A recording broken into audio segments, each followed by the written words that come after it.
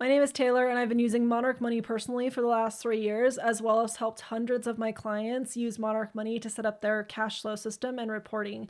So, I am a financial coach. What that means is I help my clients create cash flow systems so that they can save more money, pay off debt, and spend more money on what they love most. And they do this by using Monarch Money as well as other budgeting apps. But Monarch Money is the most popular by far. It's my favorite one to use with my clients. And so I want to share with you all the best features about Monarch Money, the things that they've enjoyed, the things that I've enjoyed, and all of these updates that Monarch has been pushing out and just making this app even better and better. This app really is for everyone. It's extremely customizable, and you can use it on various levels of how you want to see reporting and cash flow. So whether you are someone who's kind of more passive, kind of want things automated, just want to get some good reports on how money is flowing in your life, cash flow in, cash flow out, that's what it's great for. It's also great if you want to really get into the weeds, organize your data, set up a budget, and really stick to a budget and a plan. It can also absolutely be used for that. Highly customizable, whether you're just starting out budgeting in retirement, a business owner, or a couple trying to join finances. I love this budgeting app. So let's get into it. First off, I want to point out that Monarch Money is an app that will connect to all of your bank accounts, investment accounts. It will even allow you to put in like the value of your home, your vehicles, jewelry, even really to get a full net worth picture. All of the loans, all of the bank accounts, the credit cards. It can automatically connect to all of these institutions to automatically pull all those transaction data so you are not manually entering anything. It gets you that full net worth picture, really keeping a track of all your accounts in one place. Now, it's not perfect in the sense that, hey, there are 13,000 options as far as institutions go to connect to Monarch. You're probably going to be fine. However, there are institutions that don't connect to Monarch or that need you to re-enter your credentials every now and then to reconnect it. That's fairly normal. Usually not a big deal breaker for most people. However, you do need to check for yourself. So make sure you use that free trial, try to connect your bank accounts, see if it works for you, and you're off and running. For most of the people that I meet with, though, there's usually no problems once they get started. So again, automatic connection to bank accounts and transaction data. As you go through to sort your transactions, Monarch does the heavy lifting for you in the sense that their AI does its best to look at merchants and put them in a category that makes sense, that makes the most sense. Now, you can completely customize these categories. There's a whole bunch of default categories that Monarch's trying to help you get started with, but you could really customize this to whatever you want. You could have one category, you could have 60 categories. It doesn't matter. You could delete all of these. You could rearrange them. You could have different groups. Really, really customizable. I really want to stress that. So if you go into your settings and you go into your categories, you can really create multiple groups, rename these groups, drag and drop transactions to other groups to make your own. So you can have a group for your real estate transactions or your business transactions, or maybe partner one's expenses and then partner two expenses, and then maybe the household joint expenses. The possibilities here are really endless to really make sure that the data that you're getting is relevant and meaningful to you. So when you go into categorize your transactions, it's very simple, just clicking on that and categorizing. But there's lots of other things that you can do to also help categorize. If you click on more details, you can change the date of your transaction, you can change the merchant, you can change the category, you can add notes to the transaction so that you can remember what it is, right? If you went to Walmart and you got a new shirt, you can type that in and it will be available so that your partner knows and knows why you went to that store, right? You can really communicate so that you're all on the same page. You can use tags if it's related. It can think of tags as almost like subcategories because you can run reports on these tags. Hey, how much did I spend on these tags? So a really great use of tags. You can also mark this as needs review. If you have your partner join you, their names will be right here. You can mark as needs review if you're like, hey, I don't know what this is. Can you look at it? That's what that's there for. It puts it on a little task list. They can go in and make sure it's categorized, leave a note. Super, super helpful for couples managing their finances. And then finally, you can upload files for like receipts and attachments and all of that. As you go through to recategorize your transactions, because again, Monarch does a great job, but you probably need to keep on it just to add some more detail, right? So if you went to go categorize this transaction, what's going to happen is it's going to ask you, hey, do you want to create a rule? You can select yes, I do want to create a rule.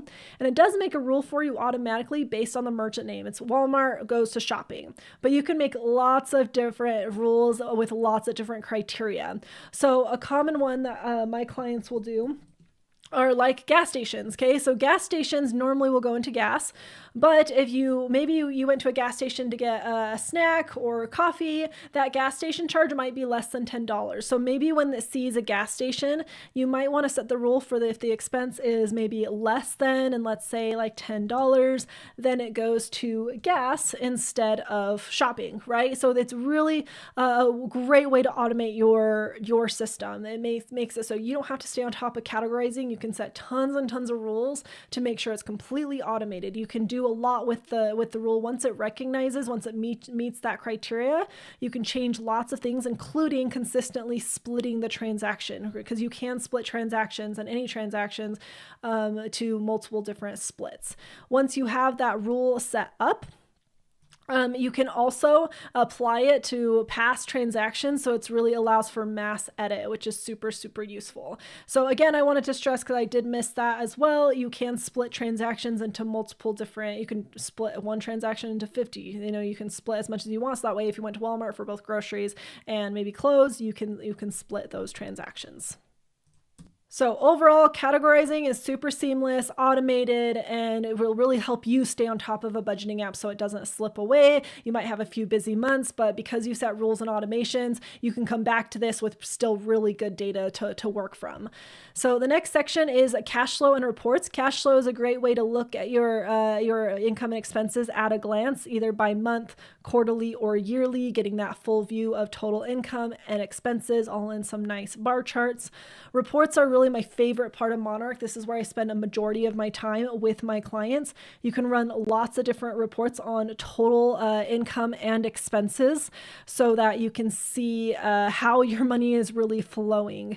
This is a really great visual to see, total amounts and really see like the weight of where all your money is going. You can do this by group, category. You can look at it as a bar chart, a sand key, lots of different ways to view it, as well as even, a pie chart or change over time, lots of different ways to review this. And you can see here as well, if I ran a cash flow report, you can filter for the areas that you really want to focus on. So you could select all your categories, or you could even just select maybe food and dining. If you were just to select food and dining, you can kind of see that change over time and say, hey, how are we doing on our food budget? What's that average look like? How are we doing for last year or this year, or really any time period that you could select. The other great review of cash flow is if you are, for example, if you have a rental property, right? Maybe you want to just look at your rental income and maybe the rental expenses, so you can kind of see your profit or loss for your rental property. You can do that as well. You could do this for a business, right? Maybe business income and business expenses. You can view in Monarch all split out in just very simple reports, as well as save this report. If you like this report, you can save it and come back to it really, really quickly.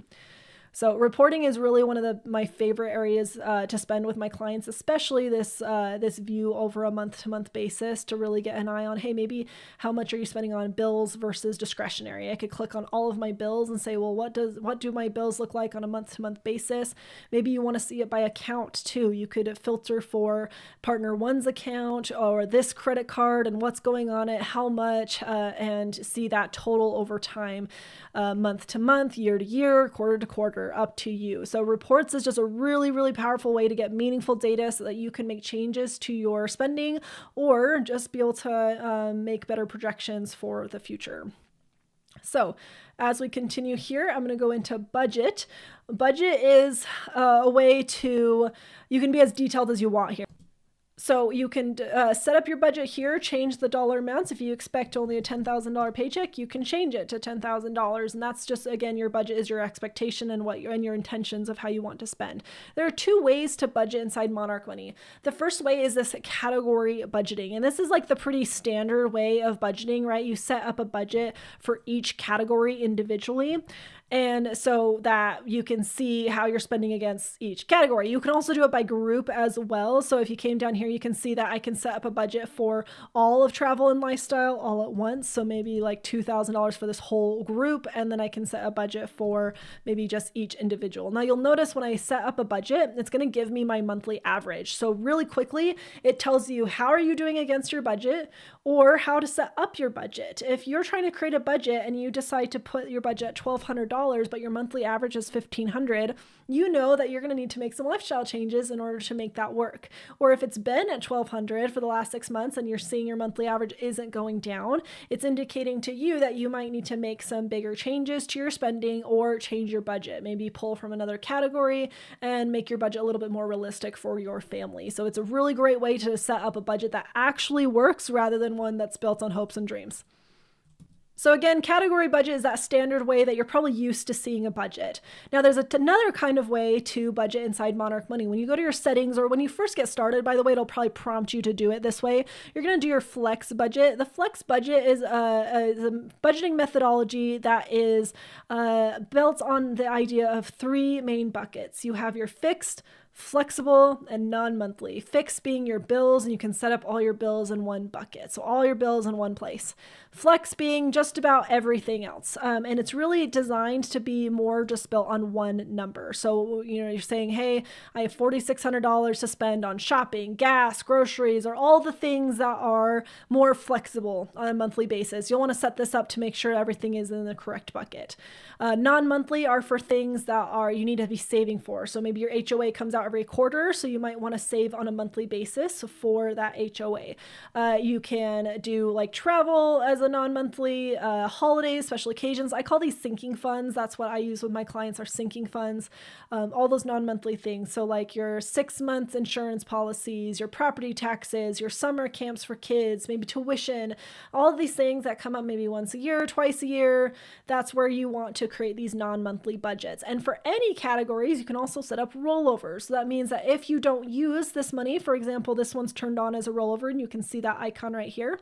If you turn on rollovers, it's going to roll that money over into the next month. That means if I don't spend this, it builds and builds and builds. So for example, if I clicked on this gear icon, I can change this to be gifts to be a rollover. If I press save, it is now going to roll over. So if I don't use this $50 next month, this number right here will be $100, and then $150, and then $200, and so on and so forth. So that way you can build your budget to account for those lumpy non-monthly expenses. You can of course do that for every section too. Flexible, fixed, you can turn on that rollover capability. So again, it makes it so that not every budget or not every month has to be perfect, which it never will be. It can really move with you and fluctuate. The recurring calendar is just a way to get a visual on the bills when it's due. And you can even see it on a calendar view as well. Now, I will say that when you get this set up, there's usually a lot of work you need to do to make this look correct. It is one of those things that I think not a lot of my clients really use the recurring calendar. I'm not going to lie. It is a personal preference and it does require some work. You might have to edit a lot of things. It doesn't do a great job at putting stuff on the recurring calendar for you. So you may have to edit the dollar amount, the day it's due, and really get it organized. And then it can look really, really good and very useful. If you like this layout of a calendar view, that's a great way to do it. Monarch does not project into the future like your bank balance. It will not tell you, hey, once your mortgage comes out, your bank balance will be X. It does not do that. It doesn't really forecast in that way. You can forecast your budget. So like if you're a business owner, you have like commissions coming in, you can set up your budget to forecast, but again, it will not forecast what's in your bank balance. Like it won't tell you once you get your commission, you'll have X amount in your bank, but you can say, hey, I'm going to get a big commission in July, and you can change your budget to account for those things. So you can do forecasting a little bit, but not by account balance. Goals is a great way to track things like emergency fund or paying off credit cards or really long-term goals. There's lots of goal options here.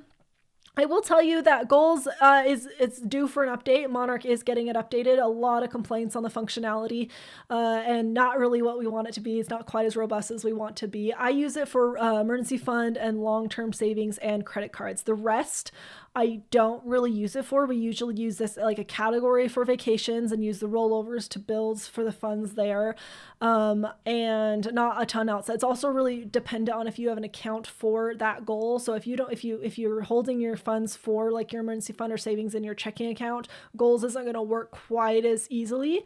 It can work, it's just not quite as easy. So I just want to give you a heads up there. The goals are pretty. You can create a really nice vision board. You can put your own image here, really build it out. But as far as the functionality goes, for like loans and stuff, it's usually best just to track those as, just kind of paying attention to the balance here rather than using goals. But again, it's coming due for an update. So, you check back in weeks from now and it might be completely different. So just as a heads up there. And then we have this investment section. And once you connect your investment accounts, it will track those holdings. If it brings in that data, it will track the holdings and you can kind of pay attention to the movement and against the benchmarks and all of that. So if you go into your settings, you're going to see a couple things here to know. One is that you can change notifications. You can add your household member, so you can add your partner. They have their own login into their own account. You can also add your financial professionals, which is a really nice feature.